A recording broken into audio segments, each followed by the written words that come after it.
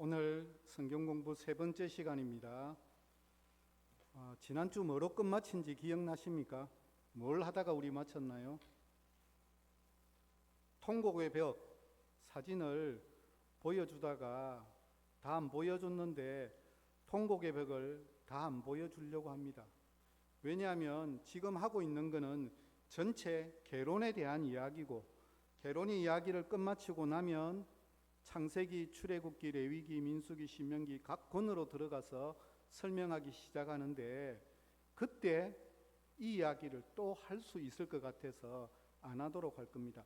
창세기 22장에 보면 뭐가 나오는 줄 아십니까? 창세기 22장에 어떤 사건이 나올까요? 전혀 기억이 없죠. 창세기 22장은 아브라함이 이삭을 바친 사건을 소개하고 있는 너무 유명한 사건, 설교도 너무 자주 여러 번 들었던 내용이겠죠. 어디서 바쳤는지 아시나요? 무슨 산에서? 모리아산. 그 모리아산이 어떤 산일까요? 뒤에 다윗이 그 땅을 구입을 하고요, 그 땅이 뭐로 만들어지는 거예요? 솔로몬 성전으로 만들어지는 거예요. 그러니까 솔로몬 성전 거기가 허물어진 거니까 이게 그때 가서 이곳이 어떻게 진행되어 갔는지, 통곡의 벽이 어떻게 되었는지, 그곳에 어떻게 기도 쪽지가 꼽혀 있는지에 대한 이야기들은 그때 창세기에 들어가서 22장 할 때 살펴보도록 하겠습니다. 오늘은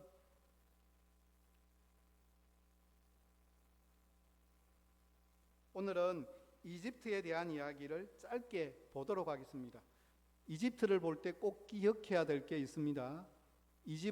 이집트는 성경에는 애굽으로 등장하죠. 그런데 우리가 평소 생각하고 살아가고 있는 방식과 다른 게 있어요. 뭐가 다릅니까? 보니까 뭐가 다른 것 같아요? 동서남북 방향이 달라요. 우리는 남쪽으로 적혀 있는 것이 뭐예요? 동쪽이에요. 북쪽으로 적혀 있는 게 서쪽이죠. 북쪽이라고 생각하고 있는 것이 중동이나 이스라엘 나라는 어떻게 보고 있다는 거예요? 동쪽으로 보고 있다는 거예요. 이거는 오늘 마칠 때 이 이야기를 길게 자세하게 설명하기 때문에 그때 가서 하도록 하고, 이게 왜 중요한가 하면 성경에 보면 동쪽으로 갔다 그 이야기를 자주 해요. 그럼 이게 방향일 뿐만 아니라 동쪽을 가리키는 의미가 있어요. 그러면 그 의미가 무엇인지를 이해하면 성경이 지금 뭘 이야기하려고 하는 거구나 알 수 있다는 사실입니다. 이집트 개간에서 우리가 꼭 쉽게 알 수 있어야 되는 것은 무엇인가 하면, 일반적으로 북에서 남쪽으로 강이 흘러가죠. 그런데 애굽은 어떻게 갔다고요? 남쪽에서부터 북쪽으로 강이 흘러가요. 나일강의 길이가 6,400km입니다. 별로 놀라지 않는, 너무나 그냥 당연하게 생각하는데 6,400m라고 하면 서울 부산 거리가 400m라고 쳤을 때 16번 거리예요. 어마어마한 거리예요.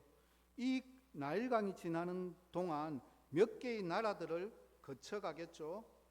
남쪽이 아닌 북쪽이 그래서 무엇인가 하면, 북쪽이 우리가 잘 아는 삼각주가 있고 저 근처에 이스라엘 백성이 살게 되었습니다. 그런데 이 남쪽에서부터 내리는 나일강이 급류가 엄청 빨랐어요. 이 엄청 빠른 급류를 늦추고 천천히 가게 하기 위해서 하나님께서 두 가지를 만드셨어요. 무엇인가 하면 굽이 쳐서 속도가 느리도록 만들었고, 두 번째는 폭포를 만들어서 한번 쉬어가도록 만들었습니다. 그래서 제1폭포부터 5폭포까지 있는데, 이 5개의 폭포를 지나면서 속도가 느려지기 시작했고, 그래서 위쪽에 있던 남쪽 근처에 있는 데는 도시가 거의 없어요. 왜냐하면 급류가 너무 빠르기 때문에, 살기에 힘들고 어려운 지역이었기 때문에 대다수의 수없이 많은 도시가 북쪽을 중심으로 해서 만들어져 갔습니다. 상이집트는 나일강 바로 강둑 옆에서 농사를 짓게 되는데, 하이집트는 삼각주의 기름진 평야에서 대규모 농사를 짓습니다. 어디가 더 풍요롭고 잘 살까요? 당연히 하이집트가 사람도 많고 물살도 천천히 가기 때문에 곡창지대를 풍성하게 형성하고 있습니다. 그러면 상이집트와 하이집트가 싸우면 누가 이길까요? 더 잘 사는 나라가 이길 것 같죠. 그런데 그렇지 않아요. 초반에는 우리가 지난주 살펴보았던 메소포타미아 문명도 못 살던 아수르가 먼저 이기고 뒤에 바벨론이 이기고 그 위에 있던 메대와 바사가 이겼던 그것처럼 여기도 똑같습니다. 못 사는 지역이었던 상이집트에서 먼저 이기고 다음 하이집트가 그것을 빼앗아 오는 순서로 이집트가 건설되어지게 됩니다. 하이집트에서 최고로 기름진 곳은 어딘가 하면 이스라엘 백성이 430년 동안 머물렀던 고센 땅입니다. 삼각주 근처에 있는 기름진 땅이었습니다. 이곳에 이스라엘 백성들이 정착하게 되었고 이스라엘 백성이 만들어진 곳입니다. 요셉의 시대에 몇 명이 들어갔습니까? 70명이 들어갔습니다. 요셉의 가족까지 하면 75명이 들어가서 430년 동안에 약 200만, 남자만 60만이 되는 숫자가 되기 위해서 한 가정당 계산을 해보니까 24명의 가족을 이루어야만 가능한 숫자입니다. 그러니까 애굽에서 이스라엘이 지내는 동안에 너무너무 행복하고 잘 살았어요. 출애굽기가 딱 시작되는 그 시점 이전까지는 그곳에서 지내는 동안에 한 번도 불편해하거나 힘들어하거나 어려워하는 삶이 한 번도 없었고, 그래서 성경도 자세히 살펴보면 애굽에 대해서 저주를 퍼붓는 내용이 거의 등장하고 있지 않다는 사실입니다. 이집트의 농업을 알아두면 재밌는 게 무엇인가 하면 침수농업이라고 할 수 있습니다. 무슨 말인가 하면 7, 8월 달 되면 엄청나게 비가 많이 와서 제방을 넘어가고 둑이 터져야 뭘 하는 거예요? 그 물이 흘러 넘쳐서 농사를 풍요롭게 만드는 거예요. 세계 역사에서 이집트 애굽에서 유명한 한 명의 왕이 책으로도 나왔던 람세스 2세, 그 사람에 대한 그 시대가 굉장히 풍족했다는 말은 다른 말로 표현하면 무슨 일이 있었다는 거예요? 수시로 강둑이 터지고 물이 흘러 넘쳐가지고 그 물이 흘러 넘친 것으로 농사가 풍요롭게 되었다라는 뜻입니다. 아울러서 자세히 살펴보면 옆에 전체가 뭐예요? 잘 살펴보면 옆에가 제일 밑에 여기가 뭐로 나와 있습니까? 빨간 게 잘 안 나오는데 사하라 사막이에요. 바로 위에 보면 서부 광야고 사막 아니면 광야, 아울러서 지중해 바다가 있어요. 지중해 바다에 뭐가 있어요? 제일 끝에 삼각주가 있다고 했죠. 그러니까 배가 될 수 있는 항구가 전혀 없는 거예요. 그러니까 이집트는 천년적인 요새였어요. 쳐들어오기에 길들이 거의 다 막혔어요. 바다는 바다대로 막혀 있고 사막과 광야로 쳐들어올 수가 없다 보니까 이집트는 거의 침략을 받지 아니하고 싸움이 일어나면 내부의 싸움의 이야기예요. 그래서 출애굽기 이야기할 때도 요셉을 알지 못했던 왕이 태어났던 그것이 무슨 이야기라고, 쿠데타를 통해서 새로운 왕조를 설립했다는 이야기라고 말했던 거하고 똑같은 이야기입니다. 그래서 여기는 전 세계사에서 모든 연대에 측정을 하도록 만드는 기준점이 어딘가 하면 이집트예요. 왜냐하면 거의 발굴이 그대로 다 되고 파손이 안 되고 무너지지 않은 땅이기 때문입니다. 이제 이스라엘 땅으로 넘어가도록 하겠습니다. 레반트 지역입니다. 이 레반트라고 하는 말은 십자군 시대 이후에 동쪽이라고 하는 뜻이 포함되어져 있습니다. 해가 뜨다라고 하는 뜻의 프랑스어인 레바라고 하는 말에서 유래되었습니다. 유럽인들이 동부 지중해 연안을 가리키는 역사적인 이름으로 주로 레바논과 시리아를 지칭하지만 지금의 이스라엘 전체를 포함하는 정식적인 명칭입니다. 레반트 지역으로 잘 알려진 성경 속의 핵심 지역을 조금만 살펴보면 이곳은 성경에 수없이 많은 이야기가, 거의 대다수의 이야기가 이곳에서 펼쳐지게 됩니다. 가장 먼저 소개하고 싶은 것은 이스라엘이겠죠. 이스라엘이 처음에는 주도권을 잡았습니다. 사사기 시대, 왕국 시대를 통해서 주도권을 잡는 듯합니다. 그러다가 왕국 시대 때 수리아와 다메섹을 중심으로 한 아람이라는 나라가 만들어지고, 그리고 이스라엘 지역 안에서도 해변가를 중심으로 해서 큰 나라를 형성했던 블레셋, 성경에 끊임없이 사무엘상에 등장하고 있는 블레셋이라고 하는 나라, 이 블레셋이 두로와 시돈까지 점령해서 이스라엘 초기에는 이스라엘보다도 더 강력한 힘을 행사하는 나라입니다. 여기서 우리가 잠시 알아야 할 문제가 있는데, 세계사에 등장하는 표현과 성경에서 표현하는 나라와 지명이 다르다는 사실입니다. 성경에는 두로와 시돈으로 나타나는데 세계사에서는 페니키아라고 그렇게 부릅니다. 바벨론을 세계사에서는 바벨로니아라고 부릅니다. 아수르는 아시리아입니다. 바사는 페르시아입니다. 수리아는 시리아입니다. 애굽은 이집트입니다.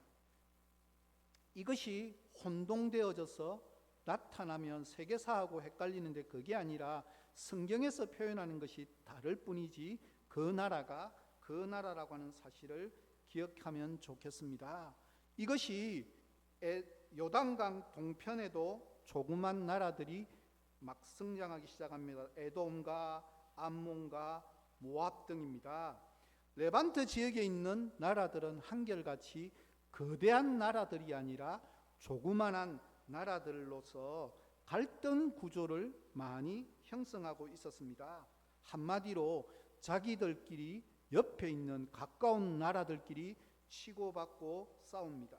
그러다가 강대국인 아수르나 애굽, 바벨론 등이 쳐들어오면 한 번씩 동맹을 형성하기도 했습니다. 약소국이 많은 지역이다 보니 애굽이 강하면 애굽에 빌붙고, 바벨론이 강하면 바벨론에 아부하고 살아남기 위해서 이스라엘 나라의 왕들이 굽신굽신 거리는 이야기들이 예언서에 얼마나 많이 등장하고 있는지 모릅니다. 그때마다 성경은 뭐라고 표현합니까? 강한 나라를 의지하지 말고 하나님을 믿고 의지하라고 선지자들이 끊임없이 들려주는 이야기가 바로 이 지역에서 일어나는 이야기입니다. 이런 하얗고 같은 전쟁의 위협 속에서 이스라엘이 어떻게 살아남을 수가 있었을까? 이스라엘이 안정화될 수 있는 방법은 하나님의 신실하심에 사로잡힌, 하나님의 열심에 사로잡힌 지도자들에 의해서 안정을 찾아가는 것입니다. 세계사의 역사는 아수르, 바벨론, 애굽, 페르시아 등 강대국을 중심으로 해서 세계 역사를 기록하고 있습니다. 하지만 성경의 역사는 강한 나라를 중심으로서 등장하고 있는 것이 아니라 하나님의 열심과 하나님의 신실하심에 사로잡힌 몇몇의 사람들, 왕일 수도 있고 선지자일 수도 있고 하나님을 위해서 열심히 순종하며 살아가는 사람들을 위해서 하나님께서 어떻게 역사하여 주고 계신지를 성경은 우리에게 가르쳐 주고 있습니다. 성경의 땅인 주인공격인 이 이스라엘은 아직도 분쟁으로 얼룩져 있습니다. 하나님은 아브라함을 택하여 그에게 지시하는 땅, 지시하는 산으로 가라고 명령하셨습니다. 가나안 땅으로 아브라함을 보낸 이유는 큰 문명과 대륙의 중간에 위치하여 다리 역할을 하는 이 땅을 복의 근원지로 삼으려는 하나님의 약속이 있음을 우리는 꼭 기억해야 됩니다. 강대국 틈바구니 속에서 아주 작디 작은 나라로 지내지만 하나님께서 선택하셨고 하나님께서 책임져 주셨고 하나님께서 말씀하여 주신 그 말씀 그대로 하나하나 이루어가는 역사가 바로 이스라엘의 역사이고, 이것이 선교를 위한 하나님의 계획이었고, 이것으로 말미암아서 강대국들을 부끄럽게 만들고 강대국들에게도 하나님 나라의 복음이 던져지도록 만드는 계기가 되었다는 사실입니다. 세계 속에서 이스라엘을 살펴보면 티그리스 강과 유브라데스 강들 사이에 있는 메소포타미아 문명, 나일강을 중심으로 했던 애굽 문명, 이스라엘이라고 하는 작디 작은 나라를 중심으로 한 레반트 지역, 그리고 여기까지가 구약의 이야기였다면 신약은 위에 파란색 있는 지중해 중심으로 해서 펼쳐지고 있는 이 전체가 로마가 다스리게 되고 점령하게 되는 지역입니다. 한마디로 성경에 대한 모든 이야기가 이곳에 다 등장하고 있습니다. 그래서 이것을 표현한 그림이 이 그림입니다. 1580년 독일 하노브에서 제작된 지도인데 하인리 분팅이라는 사람이 그린 성경 여행기라고 하는 지도 그림입니다. 예루살렘을 세 대륙의 중심으로 잡은 새 꽃잎 지도로서 가나안 땅이 중요한 이유는 세계 3개 대륙을 연결하는 중심점에 위치하고 있기 때문입니다. 이스라엘 사람들은 스스로가 생각합니다. 세계 지도에서 가장 중심에 위치하고 있는 것이 이스라엘 땅이고 그 중심에가 바로 예루살렘이 있다라고 그들은 그렇게 생각합니다. 그래서 세계의 지도를 인체에 비유해서 세계의 배꼽이 예루살렘이라고 그들은 그렇게 믿습니다. 아브라함을 복의 근원으로 삼아주신 하나님의 의도는 복 중의 복인 하나님의 나라의 복, 예수 그리스도의 복음으로 뒤덮이게 만드시는 하나님의 은혜를 만들어가기 위해서 이 예루살렘을 이곳에 위치하도록 만들었다라고 이스라엘 사람들은 그렇게 생각하고 있습니다. 이게 우리가 이해하는 방향의 개념입니다. 그런데 이스라엘 백성, 중동 사람들은 방향을 우리가 보는 방향과는 다르게 본다고요. 어떻게 본다고요? 이게 이스라엘 백성이 이해하는 방향에 대한 모습입니다. 그래서 성경에 동쪽으로 이동했다는 표현이 나오면 앞쪽으로 전진했다고 하는 뜻입니다. 동쪽이라는 말이 앞으로 전진해 나아가는 거구나. 그래서 성경에 보다가 동쪽 나오면 앞쪽으로 나아가고 있구나 라고 생각해야 됩니다. 그 말은 뒤쪽은 서쪽이라고 하는 뜻입니다. 왼쪽은 북쪽이고 오른쪽은 남쪽입니다. 결국 오른쪽인 남쪽은 햇빛이 비치는 쪽이고 왼쪽인 북쪽은 그늘이 지는 쪽입니다. 그래서 오른쪽은 언제나 밝은 쪽이고 기쁘고 즐겁고 좋은 의미를 나타내고, 왼쪽인 북쪽에 대해서는 좋지 않은 의미를 가지고 있습니다. 그래서 성경에 매어 달린 예수님께서 십자가에 못 박혀 돌아가실 때 양쪽에 누가 있었습니까? 강도가 있었습니다. 그 강도에 대해서 마지막에 예수님을 믿고 복음을 받아들였던 강도에 대해서 뭐라고 소개합니까? 오른편 강도라고 이야기하고 있는 이유가 거기에 있습니다. 오른쪽에 있다는 사실 자체가 이미 밝은 쪽, 좋은 쪽이라는 의미를 그들은 의도적으로 그 속에 담겨져 있는 것이 감추어져 있는 이야기입니다. 그래서 그들의 개념에서 모든 질병과 좋지 않은 것은 어둠을 타고 이동합니다. 그러므로 고대로부터 심지어는 오늘날까지도 왼손이나 왼쪽은 언제나 좋지 않은 일이나 천한 것을 위해서 사용하는 것으로 여겼습니다. 그래서 왼손이나 왼쪽을 금기시하는 모습은 오늘날 중동 지역에서 여전히 고대와 같은 의미를 유지하고 있습니다. 예를 들어서 오른손이 있음에도 불구하고 일부러 왼손을 가지고 사람을 지목하거나 가리키는 것은 심각한 욕이 됩니다. 가족 간에 또는 개인 간에 싸움이 있어서 하의를 하는 경우에 테이블이나 자신의 무릎 위에 상대방이 보이도록 왼손을 올려놓는 행위는 화해할 의사가 없다라고 하는 뜻입니다.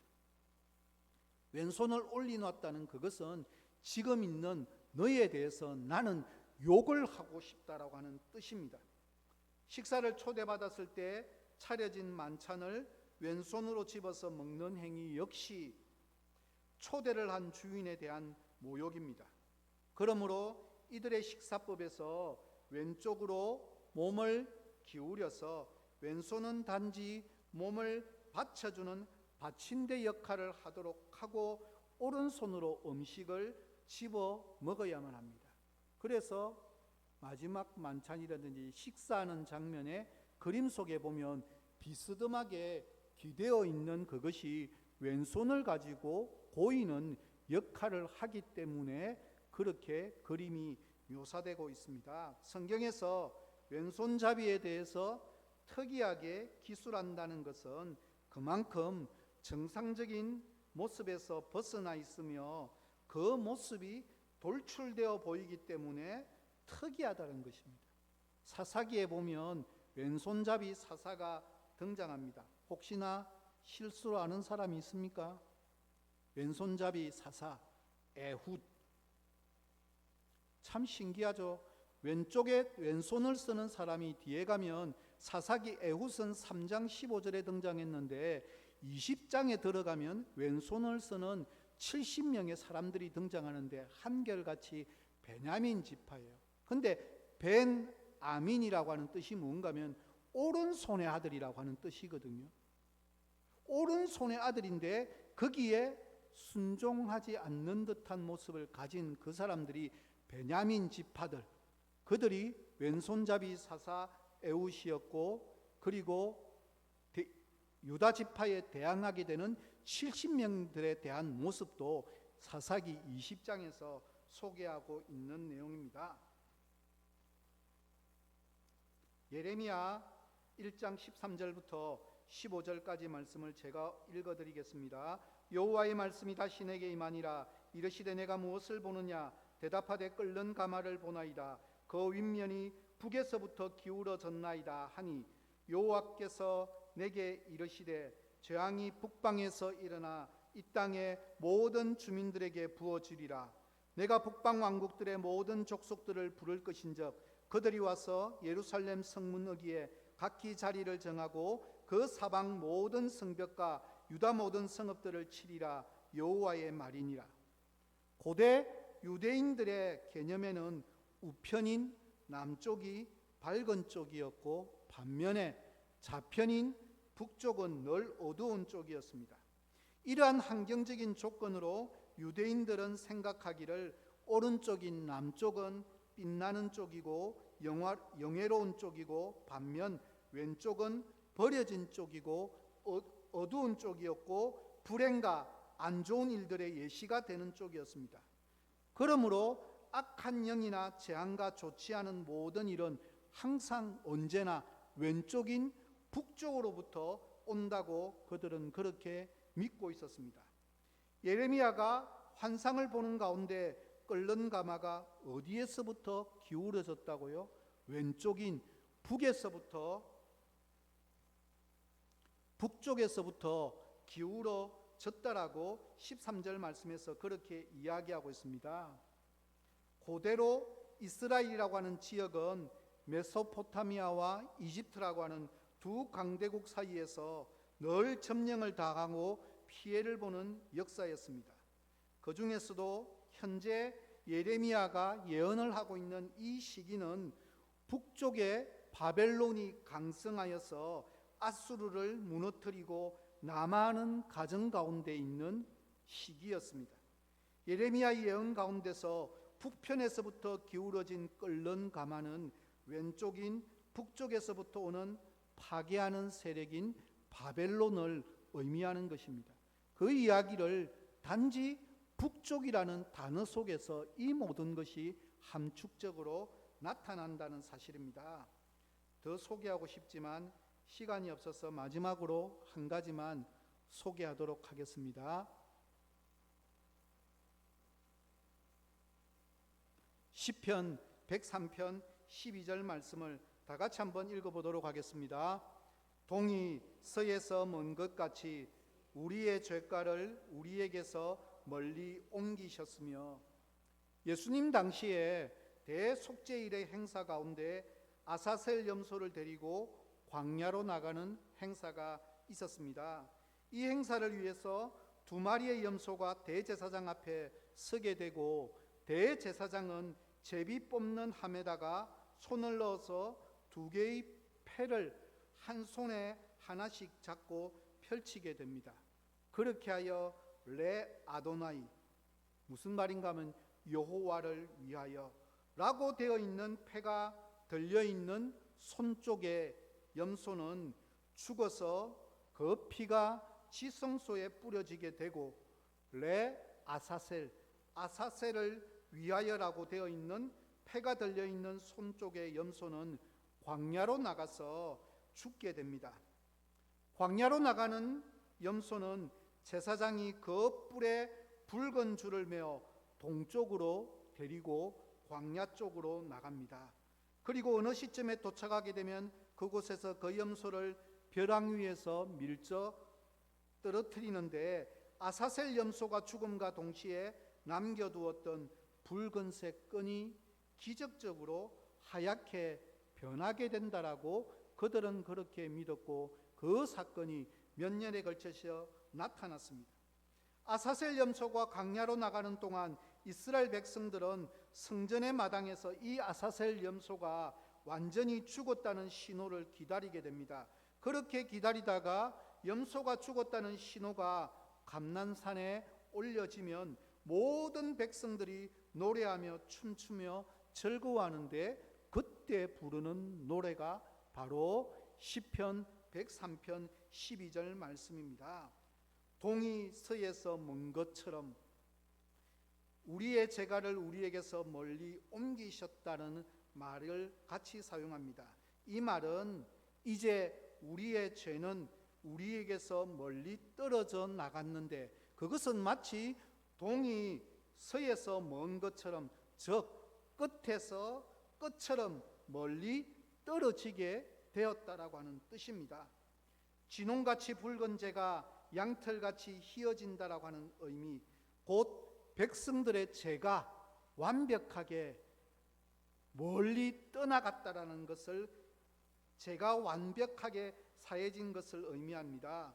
그때 춤을 추며 노래하기 시작합니다. 그것이 시편 103편 12절이라고 이야기했습니다. 흰옷이 없는 사람은 빌려서라도 입고 나와야 했습니다. 그래서 죄가 깨끗하게 씻김 받은 것에 대한 기쁨과 감사의 표현을 그들은 하고 있는 모습입니다. 우리 역시 마찬가지입니다. 우리는 이렇게 대속죄일을 지키지 않고 아사셀 염소를 놓아주는 일을 하는 것이 아닙니다. 그 일을 누가 했다는 것입니까?